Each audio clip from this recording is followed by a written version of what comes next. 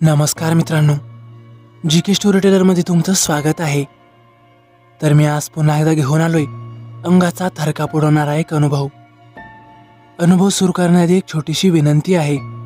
जर आतापर्यंत तुम्ही आपल्या चॅनलला सबस्क्राईब केलं नसेल तर नक्कीच सबस्क्राईब करा आणि बाजूला येणाऱ्या बेल आयकॉनलाही नक्की दाबा, जेणेकरून भविष्यात येणारे असेच थरारक अनुभव आणि थरारक अशा भयकथा मी आपल्यापर्यंत पोहोचवू शकेन। तर चला मग जास्त वेळ न दवडता आजच्या या थरारक आणि अंगाचा थरकाप उडवणाऱ्या अनुभवाला सुरुवात करूया। त्या रात्रीचं आकाश काहीसं उदास होतं। पावसाचे हलकेसे थेंब काचांवर पडत होते आणि शहराच्या बसस्थानकात गर्दीचं गजबजलेलं वातावरण होतं। मी मात्र दिवसभराच्या कामाने थकून हातातली बॅग घट्ट धरून नागपूरला जाणाऱ्या बसकडे चाललो होतो। बसच्या बाहेर धुरकट दिव्यांच्या प्रकाशात धुळकट हवेत धुसर प्रतिबिंब तरंगत होती। लोकांच्या चेहऱ्यावर एक थकलीपण आणि एकच अपेक्षा होती की आपल्याला सीट मिळावी। मी आतमध्ये शिरलो। बस पूर्ण भरलेली, पण माझं नशीब एवढं चांगलं असेल असं मला वाटलं नव्हतं, कारण एक सीट अजूनही रिकामी होती। ती खिडकीजवळची जागा, जिथून रात्रीचा वारा अंगावर येऊन थंडगार शहारे देतो। पण माझं पाऊल पुढे टाकताच नजरेत आलं, त्या सीटवर एक लेडीज पर्स ठेवलेली होती। ती बघताच मात्र माझा पाय थबकला। अरे यार, कुणाची असेल ही? मी मनातच विचारलं। कोणीतरी महिलेने कदाचित शौचालयात किंवा स्टॉलवर जाऊन जागा राखून ठेवली असावी असं मला वाटून गेलं।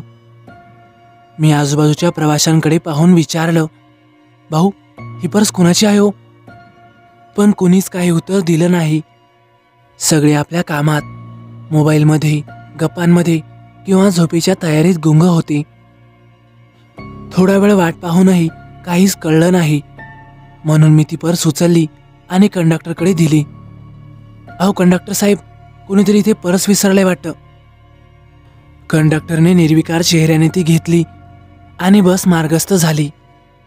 रस्त्यावरच्या दिव्यांच्या फिकट उजेडात खिडकीबाहेरचं दृश्य धुसर होत चाललं। थंडगार हवा अंगावर येत होती, पण त्या हवेत मात्र एक विचित्र थरकाप होता।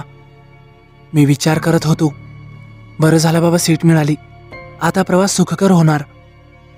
पण काही क्षणातच हवेत एक विचित्र कुचकट वास भरून राहिला। सुरुवातीला मला वाटलं की तो वास बाहेरून येतोय, पण जसं जसं तो वाढत गेला तसं तसं डोकं गरगरू लागलं, छातीतही उलटीसारखं वाटू लागलं आणि काही क्षणातच मी थेट बसमध्येच उलटी करू लागलो। लोकांनी चिडूनच माझ्याकडे पाहिलं। कोणी म्हणालं, अरे बाबा बाहेर जाऊन कर की। कोणी पाय मागे घेतले आणि कोणी रुमालाने नाक झाकलं।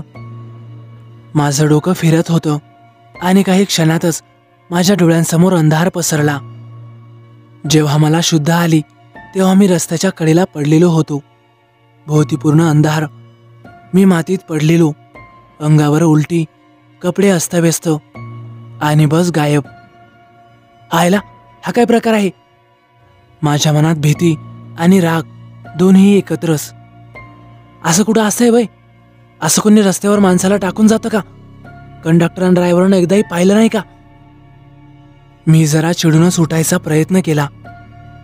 भोवती वारा गोंगावत होता, आकाशात ढग आणि दूरवर एखादं कुत्रं इवळत होतं। तेवढ्या दुरून गाडीचा एक आवाज ऐकू आला। मी हात उंचावून मदतीचा इशारा केला। गाडी माझ्या जवळ आली आणि हेडलाईटचा प्रकाश थेट माझ्या डोळ्यात घुसला।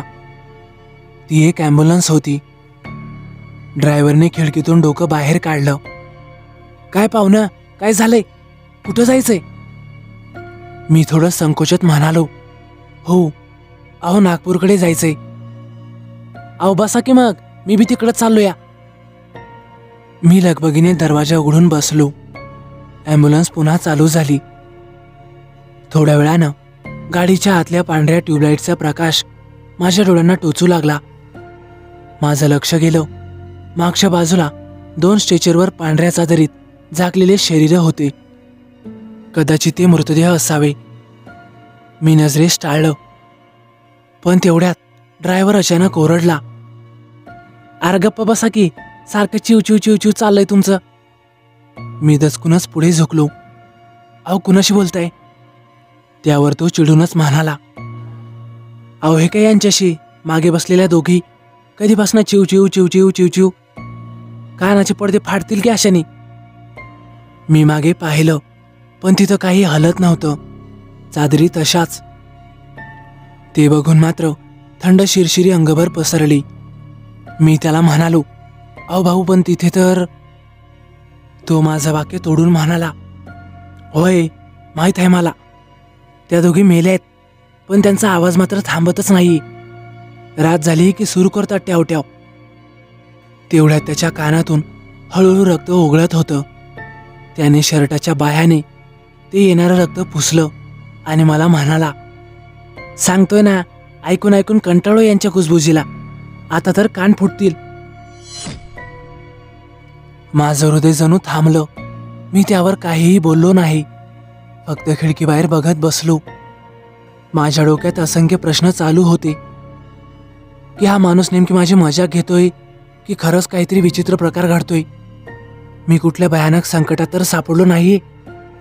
या ॲम्ब्युलन्समधून नक्की बाहेर पडायचं तरी कसं? गाडी झपाट्याने पुढे जात होती. रस्त्यावर दिवे नव्हते, फक्त चाकांचा आवाज आणि कधीमधी येणारा वाऱ्याचा हुंकार. तेवढ्या ड्रायव्हरने अचानक ब्रेक लावला. ॲम्ब्युलन्स जागीच थांबली. मी काही विचारायच्या आतच तो गाडीच्या खाली उतरला आणि मागच्या दाराकडे गेला आणि मोठ्याने ओरडला, "अगं बस झालंय, कळतंय का तुम्हासनी? किती बोलणार?" माझ्या अंगातलं रक्त गोठलं होतं. मग मला कानाजवळ हलकीशी एक कुजबूज ऐकू आली. एखाद्या बाईचा आवाज, फारच मंद पण रडका, "निघून जा, इथून पळून जा." मी वळून पाहिलं, पण तिथं कोणीच नव्हतं, फक्त थंड वारा आणि चादरीत झाकलेली शरीरं. तेवढा ड्रायव्हर मागून पुन्हा मोठ्याने ओरडला, "अहो पाहुणं, अहो मदत करा की राव." मी घाबरून पण नाईलाजाने मागे गेलो. तो दरवाजा उघडत म्हणाला, "ह्या दोघींनी खाली उतरवायचंय बघा, मदत करा की जरा." मी भीतच त्या शरीराला हात लावला. ती थंड, कठोर, तो नाकात शिरणारा वास असह्य होता. एक उतरवली आणि मग दुसरी. ड्रायव्हरने दोन्ही मृतदेह रस्त्याच्या कडेला ठेवले आणि अचानक खदखदून हसू लागला. "आता बोला की," बडबड बडबड बडबड. त्याचा चेहरा वेडसर दिसत होता, डोळ्यात वेडेपणा, तोंडातून रक्ताची रेषा. मी घाबरूनच मागे सरकलो. तेवढ्यात पुन्हा माझ्या कानात तोच कुजबुजणारा आवाज ऐकू आला, "धाव, आता नाही तर कधीच नाही." मी मागे न बघताच तिथून सुसाट वेगाने पळू लागलो. रस्त्यावर बुटा आपटत होते, श्वास फुलला होता. डोळ्यांसमोर सर्वत्र फक्त काळोख पसरलेला. किती पळालो माहीत नाही, पण शेवटी समोर एक पेट्रोल पंप दिसला. तिथे 2 माणसं होती. मी थेट त्यांच्याकडे धाव घेतली. एकानं पाण्याची बाटली दिली आणि मला विचारलं, "का भाऊ, काय झालं तुम्हाला? गुंड वगैरे मागे लागलेत की काय?" मी थरथरतच घडलेला सर्व प्रसंग त्यांना सांगून टाकला. त्यावर ते म्हणाले, "तुम्ही म्हणताय ते अगदी खरं आहे. आज अमावस्येची रात्र. अनेक लोकांना या रस्त्यावर ती ॲम्ब्युलन्स आणि त्या मुली दिसतात. अमावस्येच्या रात्री अनेक लोकांना असे अनुभव आलेले आहेत. काही वर्षांपूर्वीची गोष्ट आहे. 2 मुलींचा अपघात झाला आणि त्यांना ॲम्ब्युलन्समध्ये दवाखान्यात घेऊन जात होते.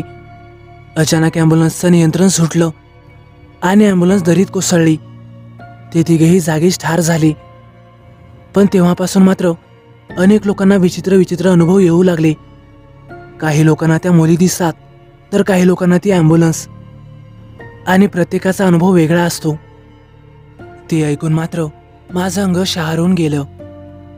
त्यांनी जास्त चौकशी न करता मला कॅबिनमध्ये नेलं. मी तिथं रात्रभर बसून राहिलो. सकाळ झाली, सूर्य उगवला. ती काळोखी रात्र आता संपली होती, पण त्या रात्रीचा अंधार अजूनही मनात जिवंत होता. मी लगोलग गाडी पकडून घरी परतलो.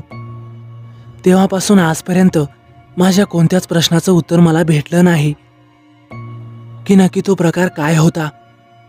त्या बसमधल्या पर्सचाही ॲम्ब्युलन्सशी काही संबंध होता का, आणि ते जर भूतं होती तर त्यांनी मला मदत केलीच का असावी. या प्रश्नांची उत्तरं अजूनही अनुत्तरित आहेत. पण तो प्रसंग अजूनही आठवला की माझ्या अंगावर काटे उभे राहतात. तर मित्रांनो, कसा वाटला तुम्हाला अनुभव?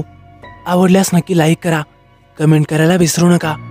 आणि हो, हा अनुभव आपल्या चॅनलच्या एका सबस्क्रायबरने पाठवला असून त्यांनी त्यांचं नाव गुपित ठेवण्याची विनंती केली आहे.